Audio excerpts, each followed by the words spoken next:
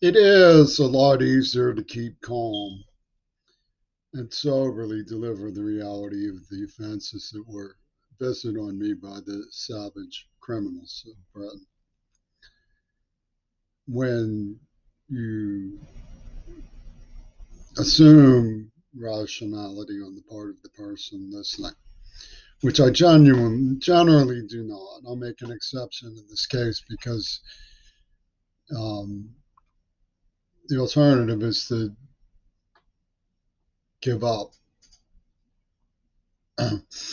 It's agonizing and angering to try to reason with the criminally insane.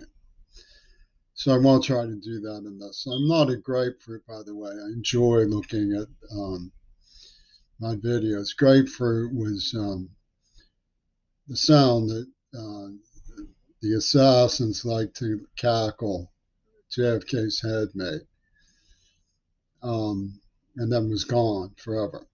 And you have no right to resurrect meaning from his life. I look at my videos because they're interesting, but it gets to the point of how neuropsychiatrists work. They implanted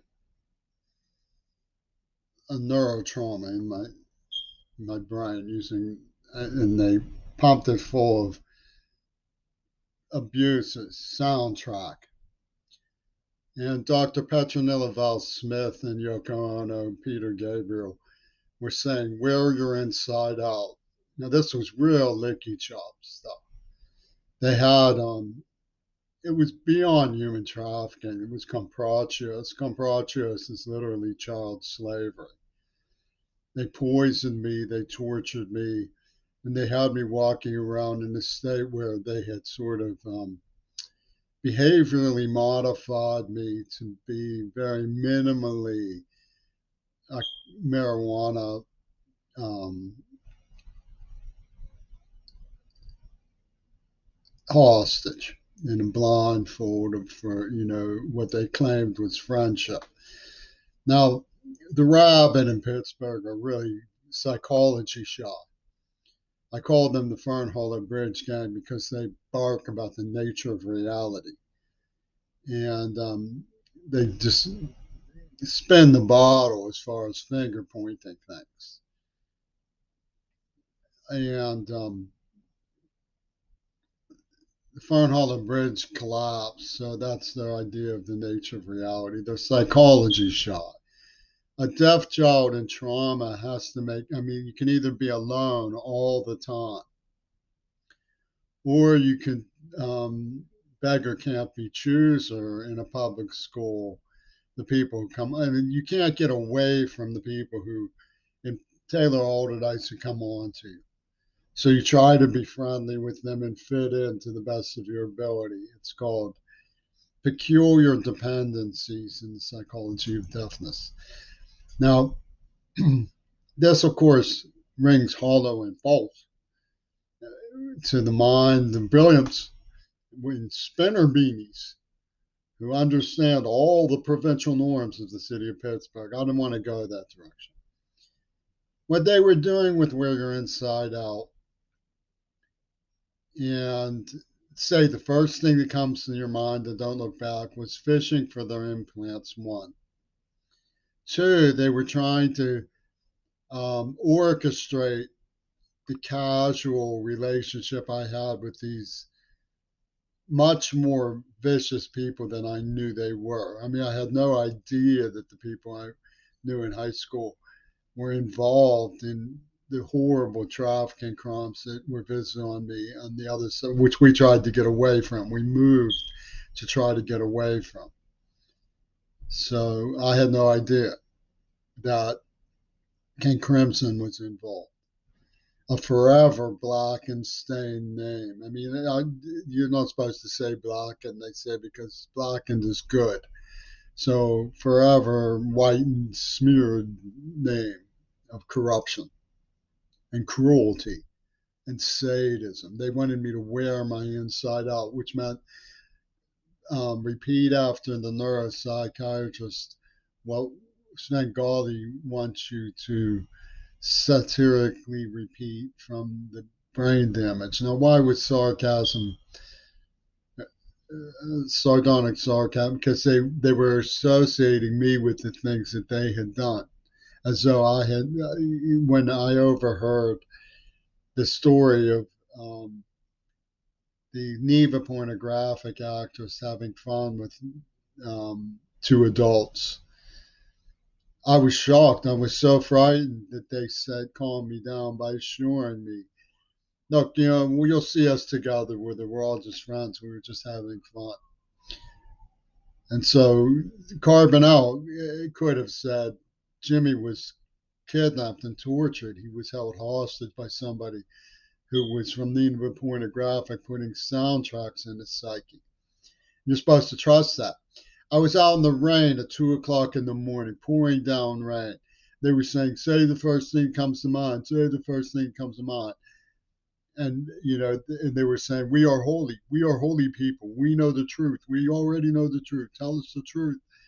So sarcastically, I wrote them, and I was homeless, 3 o'clock in the morning in the pouring rain, having seizures. And I regurgitated what they obviously wanted. And of course, they're blackmailing me with it. That's their speed. That's their norm. That's their provincial norm. It's to blackmail a victim of kidnapping and torture as a child. And they want me to wear my inside out because it will say the things that they consider normal.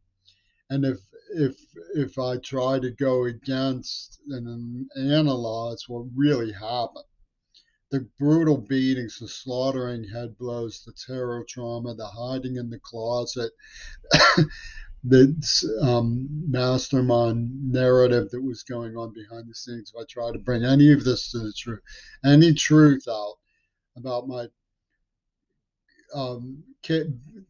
trauma of being kidnapped, my attempts to talk to the principal, my attempts to talk to the police, my attempts to reason with these people so that they would stop it. If I try to do anything like that, Martin Sheen and Vince Irene are going to get in Black Panthers and say, we've got a snitch problem here going here. And this is Hollywood Central when it comes to murder. They pulled snuff films. The rabid wants to be able to point the finger at me about all sorts of things I had nothing to do with. Absolutely nothing to do with. Nothing. Zero to do with. And the rabid wants to make it look like I did have something to do with it. They use a Swami Nostra technique of playing off, and you should have kept your mouth shut. The law of unintended consequences. And then while they're doing that, they say, wear your inside out. Wear your inside out. Law of unintended consequences. Because they're playing uh, for a coup de grace against the United States and a revenge attack from World War II. These are the Axis forces that are loyal to Hitler Reagan in Axis Hollywood over here on the West Coast.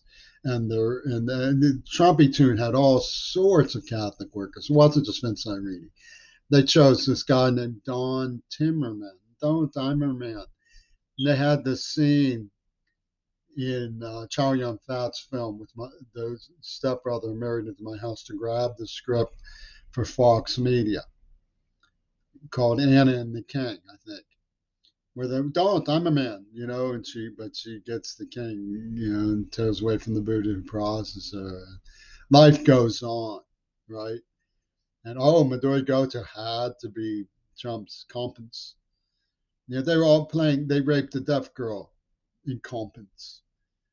And they invent these things and then say, we demand compens.